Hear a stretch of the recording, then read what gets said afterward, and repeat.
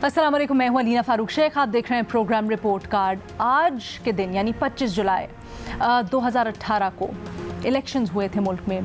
5 साल मुकम्मल हो गए 2018 के इलेक्शंस को। आज उसी के ऊपर ज़रा बात करते हैं, क्योंकि 2018 के इलेक्शन से मुतल्लिक बड़े तहफ़्फ़ुज़ात ज़ाहिर किए जाते हैं और बड़ी तशवीश का इजहार किया जाता है। यहाँ तक कि जो जमात यानी पाकिस्तान तहरीक इंसाफ इन इलेक्शंस में जीती, उसकी तरफ से भी 2018 के इलेक्शंस के ऊपर बड़े शकूक व शुबात ज़ाहिर किए जाते हैं और मुल्क की तारीख़ में इनको बड़ा मुतनाज़ तसव्वुर किया जाता है तमाम ही सियासी जमातों की तरफ से। अब जो मुख्तलिफ मुबस्सिरीन थे जिन्होंने इन इलेक्शंस को मॉनिटर किया और ख़ासकर जो तज्ज़ियाकार हैं, वो कहते हैं कि पाकिस्तान के मौजूदा बहरानों की ज़िम्मेदारी ये 2018 के इलेक्शंस ही हैं, क्योंकि इसमें जिस तरह से एक ख़ास सियासी जमात को फ़ायदा पहुंचाने के लिए या उनको इक़्तिदार में लाने के लिए पूरे के पूरे सिस्टम को न सिर्फ मैनेज किया गया बल्कि उससे पहले भी जो पूरा माहौल बनाया गया और सिस्टम को मैनिपुलेट किया गया, उसने पाकिस्तान और पूरे सिस्टम के ऊपर नाकाबिल तराफ़ी नुकसानात छोड़े। अब 2018 के इंतख़ाबात पाकिस्तान में जमहूरियत, सियासत, मईशत की तबाही के ज़िम्मेदार हैं। अगर ये राय है तो क्या ये राय दुरुस्त है? अपने तज्ज़ियाकारों के सामने आज हमने ये सवाल रखा है और फिर आगे जाके हम डिस्कस करेंगे। आज जो पार्लियामेंट के मुश्तरका इजलास में बहस हुई है, सारा मामला हुआ है उसको भी, क्योंकि बड़ी इंपॉर्टेंट कानून साजी होनी थी इलेक्शंस एक्ट से मुतल्लिक ख़ास तौर पर, उसके सिलसिले में आज क्या हुआ, बट वो आगे जाकर। सवाल हमारा कुछ यूँ कि क्या 2018 के इलेक्शंस को मुल्क में मईशत, माशत, सियासत के बिगाड़ की वजह करार देना दुरुस्त होगा, हाँ या नहीं के ऑप्शंस हमें ज्वाइन करिए। रीमा उमर साहिबा, इरशाद भट्टी साहब और सलीम साफ़ी साहब भी हमारे साथ मौजूद हैं। इरशाद भट्टी साहब, क्या राय है आपकी?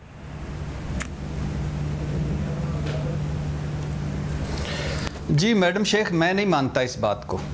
2018 में कहा जाता है कि प्रोजेक्ट इमरान खान लॉन्च हुआ। क्या कभी प्रोजेक्ट भुट्टो लॉन्च नहीं हुआ था इस मुल्क में?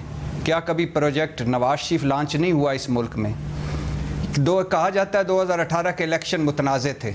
इस मुल्क में सुना जा रहा है कि 1970 के इलेक्शन शफाफ थे, लेकिन मैं तो नहीं था। तो कौन सा ऐसे इलेक्शन हैं जो मुतनाज़े नहीं हुए, जो शफाफ थे? कहाँ है जहाँ उस वक़्त का RTS नहीं बैठा? कहाँ है जहाँ मैनेज चीज़ें नहीं हुई? और किसको मौका मिला और उसने वारदात नहीं डाली? कराची का ये छोटा सा इलेक्शन था बल्दियाती, कैसे वारदात डाल गए पीपल्स पार्टी वाले। और जिन पार्टियों में अपनी पार्टियों में शफाफ इंतखाबात नहीं कराते, वो मुल्क में शफाफ इंतखाबात का रोला डालते हैं। और अगर ये धांधली ज़दा इंतखाबात थे, जाली थे, तो फिर ये उन जाली असम्बलियों में बैठे क्यों? तहरीक अदम एतमाद के बाद इलेक्शन में क्यों गए?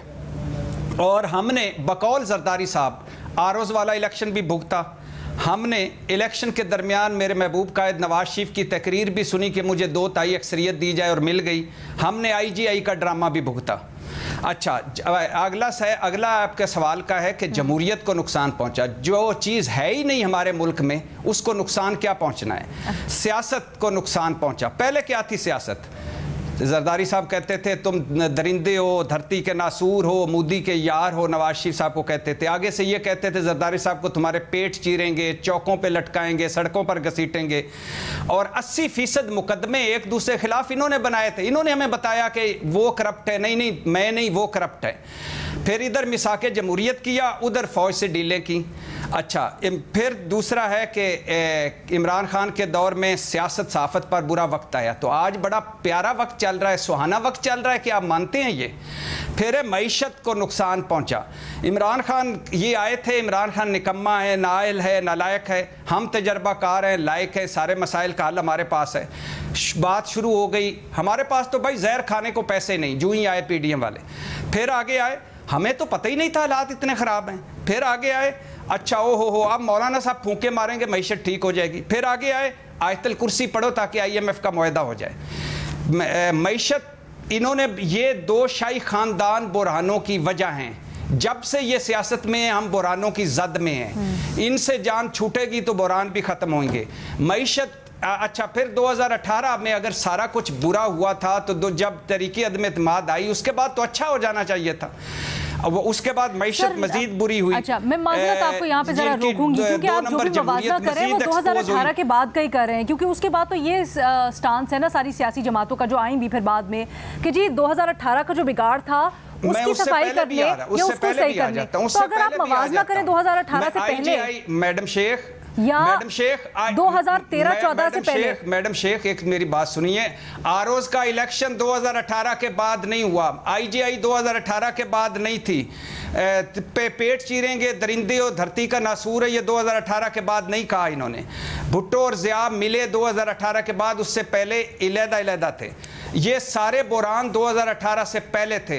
इनसे अच्छा पाकिस्तान मुशर्रफ साहब छोड़ के गए थे और वो एक बात करके गए थे तकरीर में, अल्लाह इस मुल्क का पे रहम करे, और वो हमें आज समझ आई कि क्यों कह रहे थे।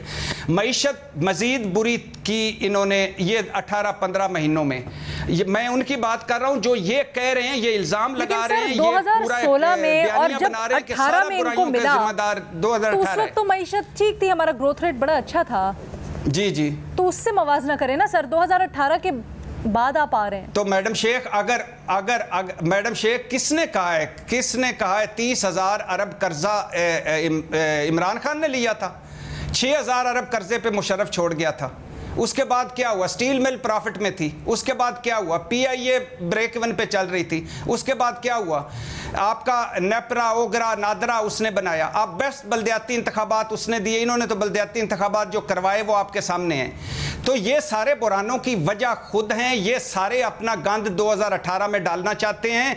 इन्होंने मईशत बुरी की, इन्होंने जमहूरियत को दागदार किया, इन्होंने निज़ाम को बरहना किया, इन्होंने इलेक्शन मैनेज किए।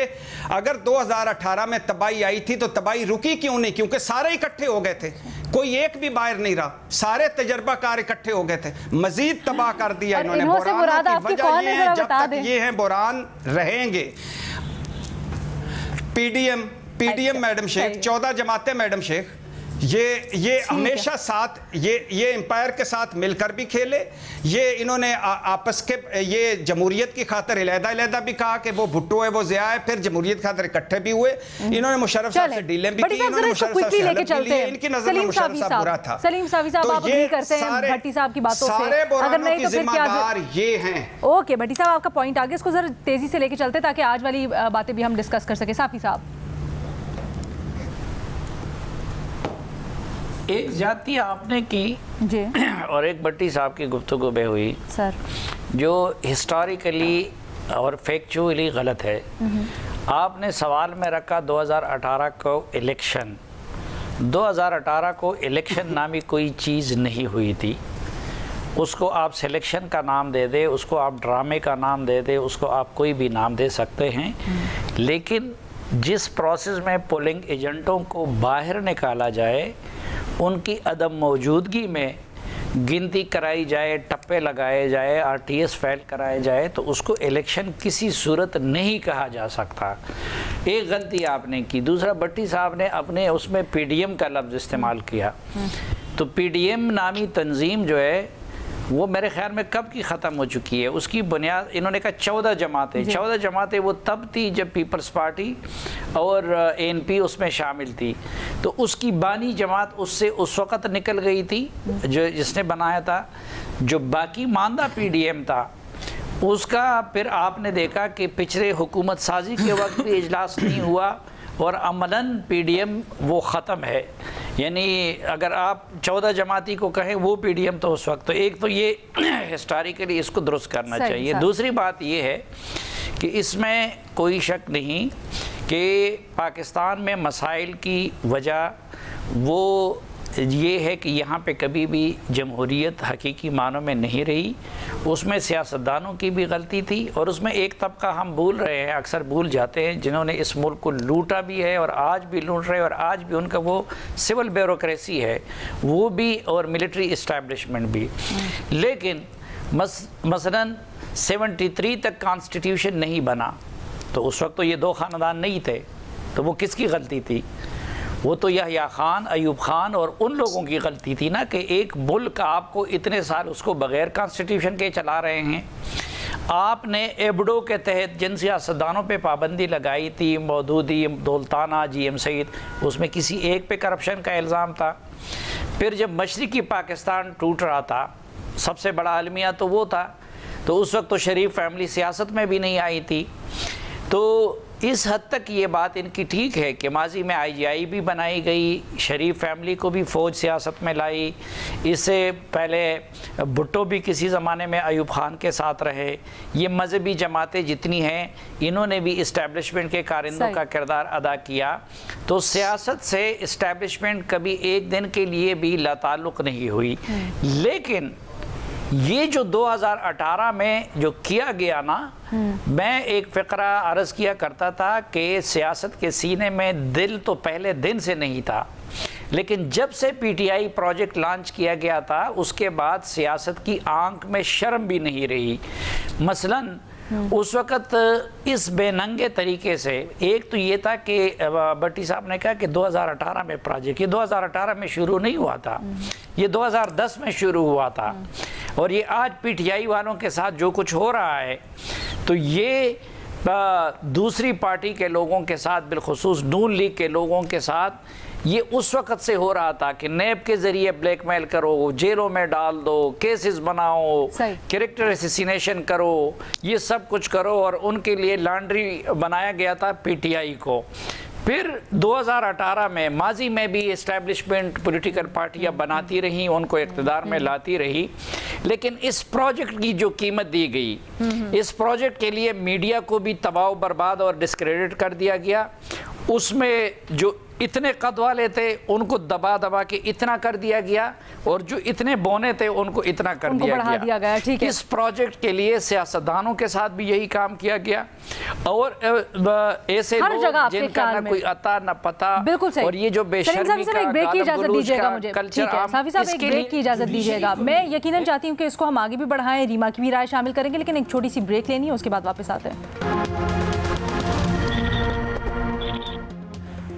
2018 के इलेक्शंस को 5 साल मुकम्मल, इसी को हम देख रहे हैं, जायज़ा ले रहे हैं, रिफ्लेक्ट कर रहे हैं कि क्या हुआ। और कुछ सियासी पंडितों की नज़र में 2018 के इलेक्शंस के बाद पाकिस्तान में जो बहरान पैदा हुआ, उसने पाकिस्तान को नाकाबिले तलाफ़ी नुकसान पहुँचाया। कि राय दुरुस्त है? अपने तजियाकारों से जान रहे हैं हम। रीमा, आपकी क्या राय इसके ऊपर?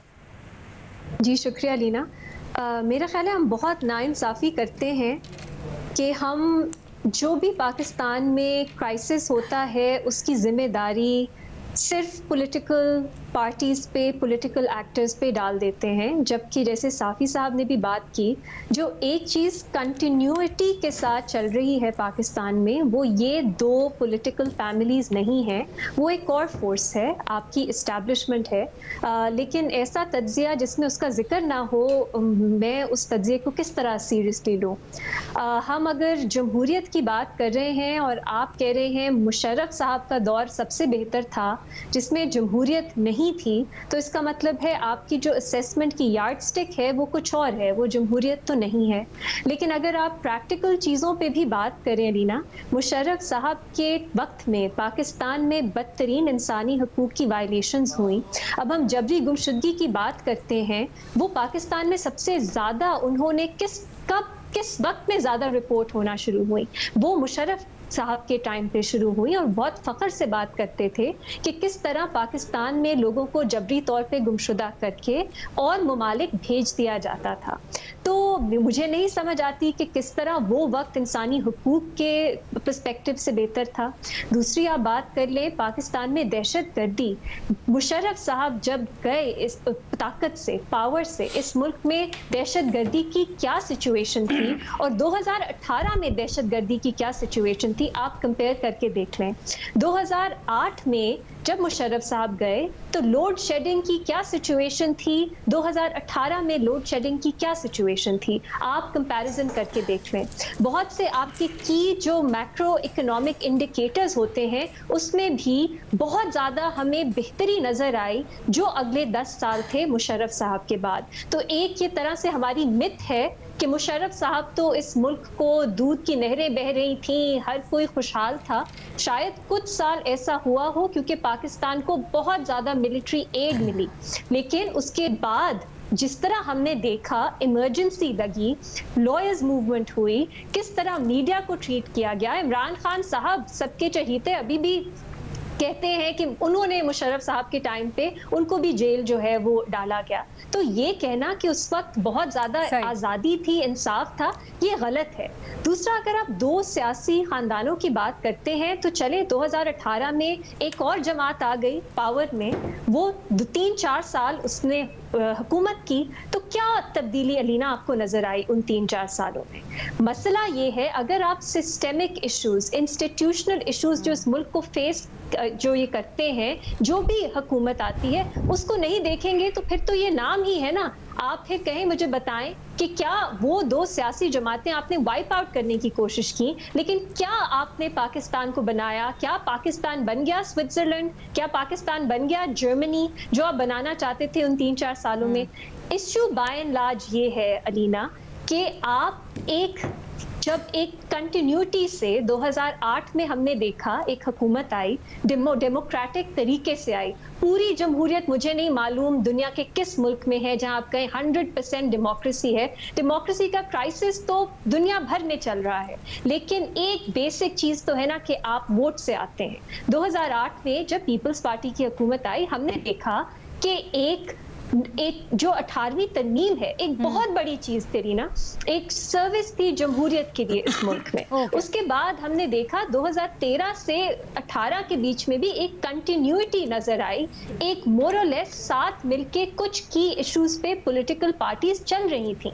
उसमें आपने प्रोजेक्ट इमरान खान के बाद आपने उसमें एक जो है एक स्टॉप, आपने उस पर एक रुकावट डाली, आपने उसको रोका।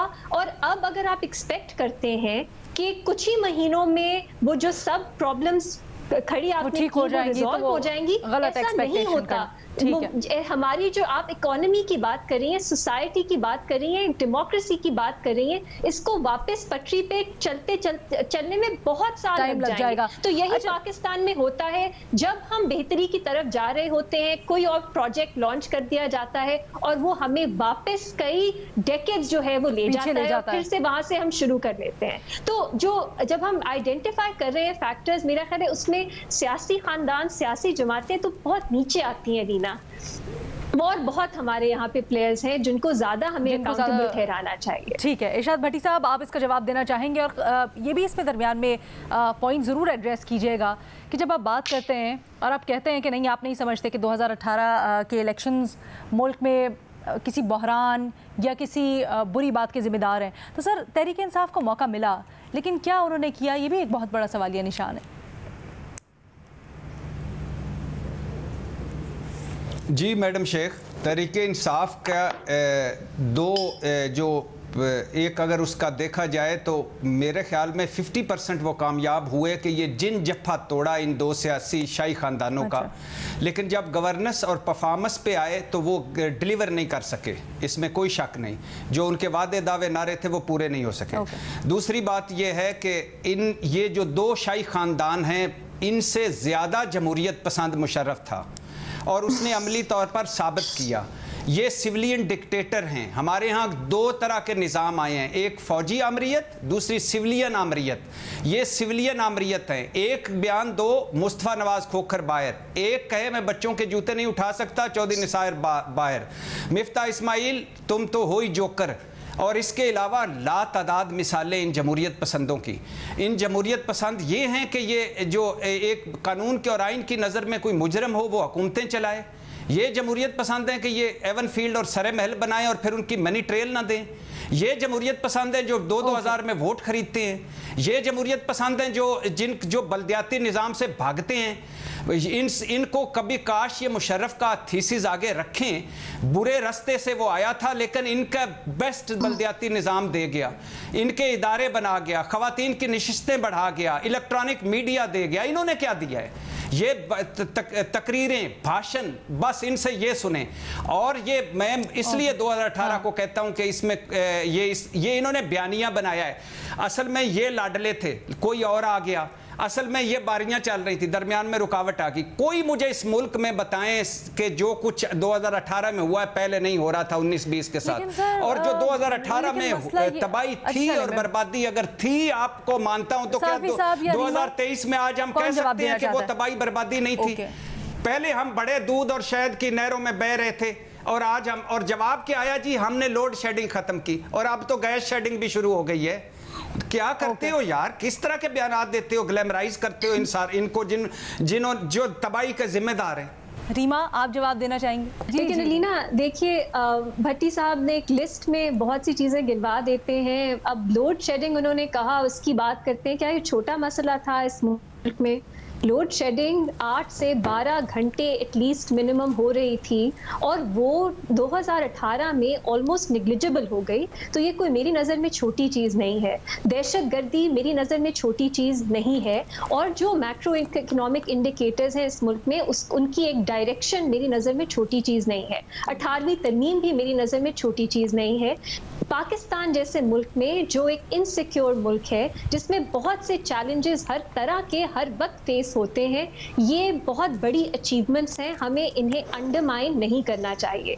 मेरा नहीं ख्याल कोई भी आपको कहेगा कि कोई भी हुकूमत आके मुल्क में दूध और शहद की नहरें जो हैं उनकी बात जो है वो होगी मुल्क में। ये कोई भी दावा नहीं करता। इस मुल्क में हमें डिफरेंट इंडिकेटर्स से मेजर करने की ज़रूरत है सक्सेस और फेलियर। भट्टी साहब ने कहा कि आपने जो कानून के मुताबिक मुजरिम है उन्हें आपने प्राइम मिनिस्टर बना दिया। कौन मुजरिम है मुझे बताइए जिसको प्राइम मिनिस्टर बनाया गया? हमने मुल्जिम और मुजरिम में फ़र्क करना ही छोड़ दिया है। हमारे कानून में इसमें डिफरेंस किया जाता है। जब तक आपको एक अदालत गिल्टी नहीं डिक्लेयर करती तब तक आप मुल्जिम हैं, और आप पे इस तरह की कदम नहीं लग सकती कि आप कोई ओहदा नहीं संभाल सकते। इस तरह रेट्रिक में हम लोगों को मिसलीड करते हैं, ऐसी बातें हम बार बार रीइंफोर्स करते हैं जिनका हकीकत से कोई ताल्लुक नहीं है। और मुशर्रफ साहब जो थे वो पाकिस्तान में सबसे जमहूरी थे। अब इस पे कोई क्या कहे अलीना, वो वर्दी में आए थे और उन्होंने जो किया इस मुल्क में वो सबको पता है। इस तरह का जो टीटीज वाला केस चल रहा था उसका हवाला दे रहे थे, जिसके बाद उनको देखा कि मुल्जिम होते हैं ना, मुल्जिम जब तक आपको जी, लेकिन जो अल्फाज का चुनाव है वो एक्यूरेट होना चाहिए। उन्होंने मुजरिम कहा, बात नहीं कर रहा, वो मुल्जिम कौन है मुजरिम? वो कौन है मुजरिम जिसको वज़ीर आज़म बनाया गया? मान लिया, लेकिन ये बताएं जो मुजरम, जो कानून और आइन की नज़र में मुजरम है और हुकूमत चला रहे हैं, सारी हुकूमत को बैठकर पीछे से चला रहे हैं, मैं उनकी बात कर रहा हूँ, जिनके पास कभी कोई काबीना दुबई जा रही है, कभी लंदन जा रही है। ये है आपकी जमहूरियत? कोई आपकी इखलाकियात है जमहूरियत में? असूल है मंतक में इस जमहूरियत में? ये लॉजिक है। और जिस बिजली का आप कह रहे हैं, उस बिजली के लिए कितने महंगे कारखाने लगाए, आज हम भुगत रहे हैं। आज हम भुगत रहे हैं उस बिजली, महंगी बिजली को। दहशतगर्दी का किस किस का किरदार है वो भी देख लें। भट्टी साहब, आपके आगे बहुत दिलचस्प चीज है कि नवाज शरीफ साहब की डिस्क्वालिफिकेशन, मेरा नहीं ख्याल इस मुल्क में बहुत आपको गिने चुने लोग होंगे जो अब भी कहेंगे कि वो जस्टिस था, वो इंसाफ था। अब सब मानते हैं, अदालत के अंदर से आवाज आ रही है कि वो नाइंसाफी हुई, उसको रिवर्स करने की जरूरत है। उसके बाद जो कन्विक्शंस हुई वो जिन डूबियस सर्कमस्टांसेस में हुई, एक प्रोजेक्ट का हिस्सा जो एक ऐसा इदारा उस प्रोजेक्ट के पीछे है जिसका आइन के मुताबिक कोई रोल ही नहीं है कि वो पॉलिटिकल इंजीनियरिंग करे, आप उन कन्विक्शंस को और उन डिस्क्वालिफिकेशंस को क्या वैल्यू देंगे? अब आपने बात की कि वो पीछे से चला रहे हैं। अब पॉइंट ये है कि आपका आइन इस पे आपको मना नहीं करता। कोई जिस मर्जी से मशवरा करे, जिस मर्जी से बात करे, इस पे कोई लीगल कॉन्स्टिट्यूशनल इशू नहीं है। खास तौर पे अगर वो शख्स ऐसा है जिसको एक प्रोजेक्ट को, एक शख्स को ताकत में आने के लिए उसको बाहर निकाला गया हो, इंसाफ का हर तकाजा जो है उसकी धज्जियां बखेर के। तो मेरा ख्याल है इस कॉन्टेक्स्ट को भी इंपॉर्टेंट है कि हम सामने रखें। बहुत दिलचस्प एक बात है कि हमने अभी भी 2018 से 2022 तक इस मुल्क में क्या हो रहा था उस पर तो हम बात ही नहीं कर सके। इसी के ऊपर हमने बात कर दी है। शर्मिंदा होता है रीना, जिसने भी वो तब्दीली सपोर्ट की वो शर्मिंदा होता है, तो उनके लिए ज्यादा आसान है कि वो चले जाएं IJI के टाइम पे, अयूब खान साहब के टाइम पे, कि भुट्टो ने क्या किया, क्योंकि वो 2018 बल्कि 2016 से आप शुरू कर लें, उससे 2022 तक जो इस मुल्क में हुआ उसको डिफेंड नहीं कर सकता। तो इसलिए हम देखते हैं ये सब डाइग्रेशन। अच्छा, इस वजह से डाइग्रेशन होती है, ये दिलचस्प बात। इसके ऊपर काउंटर लेंगे, एक छोटी सी ब्रेक। सलीम साफ़ी साहब को भी शामिल गुफ्तगू करेंगे और फिर भट्टी साहब का जवाब भी एक ब्रेक के बाद।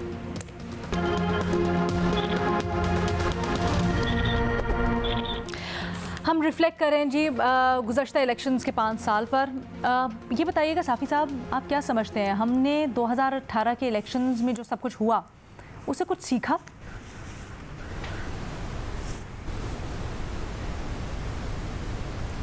नहीं, कुछ नहीं सीखा उससे।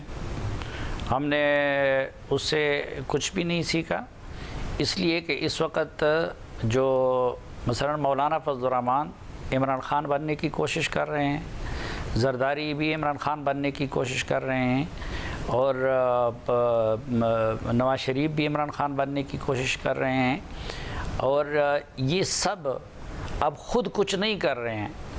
इन सब का डिमांड ये है कि हमारे साथ वो इनायत करो। मसलन JUI चाहती है कि मेरे साथ वो काम करो जो 2018 में पीपल्स पार्टी PTI के लिए किया था।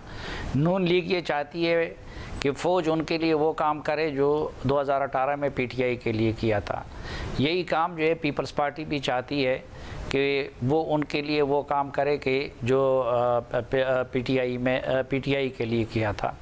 दूसरा, अब इनका वतीरा देखें कि ये जिस तरीके से निगरान हुकूमत है, अब ये जो मरकज़ में इसहाक़ साहब को निगरान वज़ीर-ए-आज़म बनाने की बात की जा रही है, या खैबर पख्तूनख्वा में जिस तरह की निगरान हुकूमत इन्होंने बनाई हुई है कि आप देखें कि उधर पीपल्स पार्टी के कुंडी साहब कह रहे हैं कि हमारे 3 वज़ीर हैं, और वो कह रहे हैं कि डिफेक्टो वज़ीर आला ग़ुलाम अली है और उन पे बदतरीन बदउनवानियों के इल्ज़ाम लगा रहे हैं, कहते हैं उनके 12 वज़ीर हैं। इसी तरह मुस्लिम लीग नून के इख्तियार वली कह रहे हैं कि जी ये तो अमलन JUI की हुकूमत है, हमें सिर्फ 3 वज़ीर दी है। एमल वली ख़ान जिन्होंने गवर्नर के लिए एक मौका पे उनका नाम भी तजवीज़ किया था, वो कहते हैं कि जी अमलन सब कुछ गवर्नर के हाथ में है, उन पे वो कर रहे हैं। मेरा सूबा जो इस वक्त हालत जंग में है, आज भी अली मस्जिद जो एक बड़ा तारीख़ी मस्जिद था और ज़िला खैबर में उससे पूरा वो इलाका मशहूर था, वहाँ पे ख़ुदकुश हमला हुआ। और हमारी सूबाई हुकूमत को इस मामले पे JUI को आपने हुकूमत दी है, उसका उस पर क्या नैरेटिव है उसके पास? उनका कोई बयानिया ही इस मामले पे नहीं है। पुलिस वाले मर रहे हैं, बाकी लोग मर रहे हैं। वो जो आगे हमारा सवाल है, मैं उसमें इंटरेस्टेड हूँ कि बिल्कुल ये बात दुरुस्त है कि पाकिस्तान में हर शहरी को इस वक्त असलहा देना चाहिए, क्योंकि मेरे खैबर पख्तूनख्वा में तो कम से कम हुकूमत वो अपने इन चीज़ों में बिज़ी है, और जो कुछ उन्होंने किया, उन्होंने लोगों से PTI को बुला दिया। अच्छा, इस इलेक्शन की क्या क्रेडिबिलिटी होगी जिसके तीनों कंपोनेंट कहते हैं कि जी हमारे इतने वज़ीर है, उसके इतने वज़ीर है, उसके इतने वज़ीर है? तो निगरान हुकूमत का क्या ये तासुर था कि आप मुख्तलिफ़ पार्टियों पे मुश्तमिल, और वो भी मुख्तलिफ़ पार्टियों के ATMs पे मुश्तमिल हुकूमत बना दे? फिर आपको अमन अमान की कोई फ़िक्र नहीं है। इस वक्त अफ़गानिस्तान से जदीद तरीन असलहा आ रहा है, और ऊपर से नीचे तक लोग स्मगलिंग में मुलव्वस है, वो तकरीबन हर इदारा उसमें मुलव्वस है। तो जब हुकूमत तहफ़्फ़ुज़ नहीं दे सकती तो फिर ये करे कि हर शहरी को असलहा दे दे ताकि वो अपनी हिफाजत तो कर सके।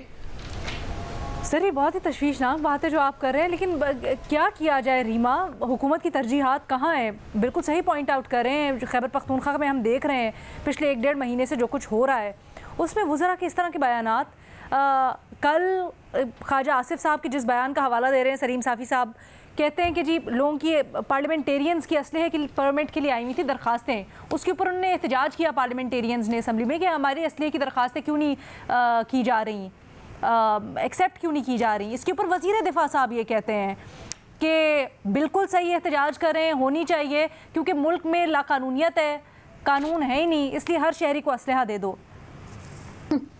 अलीना, आयुष श्योर उन्होंने ये कहा है, क्योंकि मैंने 1-2 रिपोर्ट्स पढ़ी हैं, उसमें एक सेंटेंस है जिसको एक पूरी डिबेट के अंदर उन्होंने कहा, वो रिपोर्ट हो रहा है। तो मुझे नहीं मालूम कि हमें इस पे इस तरह रिएक्ट करना चाहिए कि नहीं, लेकिन चले अगर इस तरह की कोई बात हो तो मेरी नज़र में तो ये दिखाता है, एक आखिरी चीज़ है अलीना, इस मुल्क में रियासत बहुत से अपने जो उसकी ड्यूटीज़ होती हैं, उसके फ़राइज़ होते हैं, वो नहीं पूरे करती।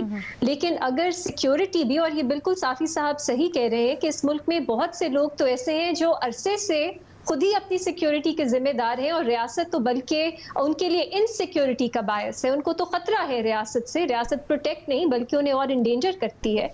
लेकिन फिर भी एक मिनिस्टर का ये कहना कि आप अपनी एक तरह से अपना ख्याल खुद रखें, खुद अपना असलहा अपने पास करें, क्योंकि रियासत तो एक तरह से फेल हो चुकी है, ये एक बहुत बड़ी बात है। इसलिए मैं इस पे मजीद तबसरा नहीं करना चाहती, क्योंकि मुझे नहीं मालूम वो कॉन्टेक्स्ट क्या था जिसमें उन्होंने ये बात की। तो शायद उनसे क्लैरिफिकेशन ले लें, और अगर सच में वो यही समझते हैं तो फिर उस पर हम बात कर सकेंगे। ओके, ठीक है। इरशाद भट्टी साहब, आपकी क्या इसके ऊपर राय है? खासकर आज कल असम्बली में ये बात, फिर आज असम्बली में देख लीजिए किस तरह से कानून साजी बड़ी अहम होनी थी इलेक्शन से मुतल्लिक़ ख़ास तौर पर, उसके ऊपर एहतजाज किया हुकूमत के इत्तेहादियों ने कि हमारे पास तो मुसव्विदा भी नहीं है कानूनी जिसको हमने पढ़कर तो ओके करना है आज जो रेजोल्यूशन पास होनी है।